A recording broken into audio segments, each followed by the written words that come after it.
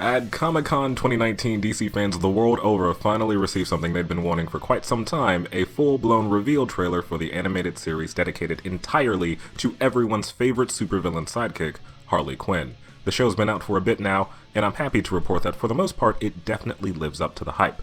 But what precisely makes the show so good? What makes it worth watching even if you might not be a fan of DC Comics, or Harley Quinn, or you're just having trouble deciding what to watch when you peer into the vast sea of adult animated comedies that are already well established? While the show is by no means perfect, it does come close and has been consistently hilarious enough for me to wholeheartedly recommend it to anyone who hasn't had the pleasure of seeing it already. My name's Jabri, I am one half of At Your Own Risk, and this is why DC Universe's Harley Quinn is comedy gold.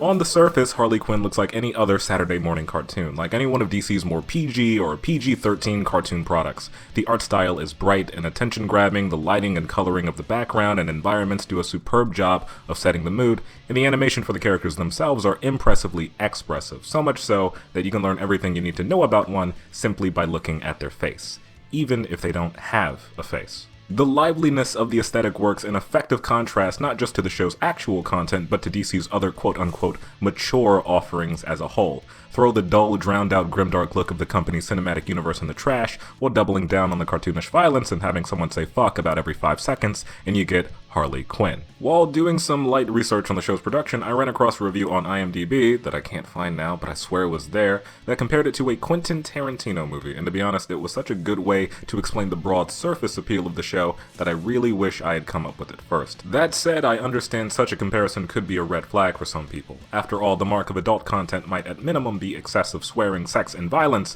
but the mark of truly mature content and storytelling goes beyond that. It's a good thing, then, that Harley Quinn isn't content to simply be a vehicle for off-color jokes, although there are plenty of those. The very first episode starts off with a bit about billionaires scamming poor people, making capitalism the first of many topics that the show takes aim at or otherwise explores. Both the DC mythos and the very nature of the superhero genre itself are examined, referenced, and reinterpreted through a comically absurd and effectively contemporary lens. It isn't entirely new for superheroes and supervillains to be portrayed as celebrities of sorts within their own universes, but Harley Quinn harnesses comedy out of the concept by fully committing to it and taking it to its most obvious conclusions. The relationships between characters are treated like romantic gossip by the media and general public, villains hire PR agencies to repair their reputations after scandals, sidekicks and rivals are courted like potential partners on internet dating websites. You get the idea. Kaylee Cuoco, who you might know as Penny from The Big Bang Theory, does a solid job playing the titular Harley Quinn, but she's surrounded by an equally, if not more, talented cast, with names like Andy Daly, Wanda Sykes, Jim Rash, Tisha Campbell, Tony Hale, Phil Amari, Juan Carlo Esposito, Ron Funches. I could go on. And I will, with at least 2 more names, because Lake Bell and Alan Tudyk play Poison Ivy and the Joker, respectively, making the most out of the show's unique presentation of their characters. Bell as Poison Ivy is the perfectly sardonic, sensible, and Jane Lane-esque best friend to Harley, while Tudyk's Joker is fully realized and made fully hateable as a straight-up misogynist and bully.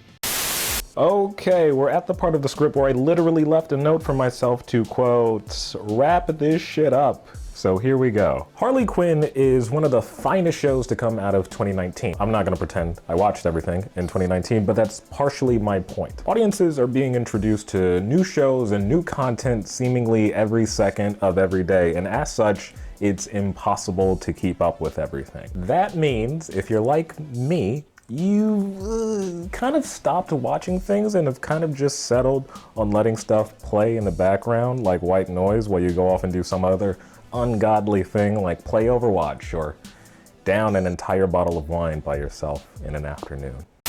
Harley Quinn is different. For the first time in a long time, I'm eager to keep up with the show as new episodes premiere, and when they do, I watch them with my full attention. In an age where the internet has reduced our collective attention spans, finding something that holds it is impressive. Like I said earlier, the show isn't perfect. In its worst moments, it indulges a bit too much in juvenile jokes and heavy-handed moralizing, but at its best, it has a sense of humor and energy reminiscent of some of my favorite shows like Archer and Drawn Together. The characterization is spot on, taking central elements of well-established personalities and turning them up to 11. Clayface's ability to shapeshift is made all the more entertaining thanks to the show's decision to portray him as a melodramatic wannabe actor, Batman's son, Damian Wayne, usually presented in all of his gritty, self-serious edgelord glory, is reduced to the child that he actually is, whiny, petulant, and thanks to Jacob Tremblay's voice acting, sounding like he just graduated from kindergarten. And, of course, I'd be remiss not to mention Christopher Maloney's performance as the most comically pathetic, depressed, and neurotic version of Jim Gordon ever. He doesn't get his own B-plot until 6 episodes in, but God, is it worth it. The pace of the show overall is quick and frenetic, and the jokes are intelligent and multi-layered on top of being hilarious. Some of its best gags are set up at the beginning of an episode and only get paid off near the end of the same episode, or in some cases several episodes later. Harley Quinn is compelling enough to maintain your interest while consistently awarding you for paying attention. I once googled Russian to get the full context of a punchline and ended up laughing out loud at a Wikipedia page. If that sounds pretentious to you, then maybe this show isn't your cup of tea, but I'd still tell you to give it a shot anyway because there's so much that it offers. If you want a great show about bad guys that are good people, this is it. Hey, I was just gonna see if you need any help, but you seem good. Love the new look. Gonna go pick up some Thai food. Text me what you want. Oh, wait, I'll have a green potato curry. Yeah, but I said, just text it to me. But you're right here. Yeah, but I'm not gonna remember it, and then you won't like what I get you, and then you're gonna want some of mine. Just fucking text it.